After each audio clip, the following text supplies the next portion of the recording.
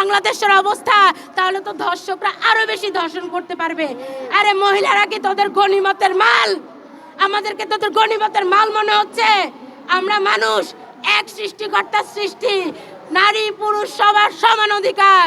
নারীদেরকে মানুষ হিসেবে গণ্য করতে হবে এবং আমরা সবাই এই স্বাধীন বাংলাদেশের জনগণ স্বাধীনভাবে বেঁচে থাকতে চাই। নারী পুরুষ সবার বিজয় চাই। আজকের এই সমাবেশের পক্ষ থেকে আমরা বলতে চাই, ট্রাইব্যুনাল গঠন করবেন। একটা ট্রাইব্যুনাল আছে, সেটা হচ্ছে দমন ট্রাইব্যুনাল। এই ধর্ষণ দমন ট্রাইব্যুনাল আমরা চাই না। তো কি দমন করবেন? আপনারা এমন ট্রাইব্যুনাল গঠন করবেন যেটার মধ্য দিয়ে খুব দ্রুত বিচার কার্যকর হবে এবং ফাঁসি কার্যকর করা হবে। নতুন ধারা বাংলাদেশের পক্ষ থেকে আমরা বলতে চাই, বিজয় হোক গণমানুষের এবং বিজয় হোক বাংলাদেশের, ধর্ষকের ফাঁসি হোক।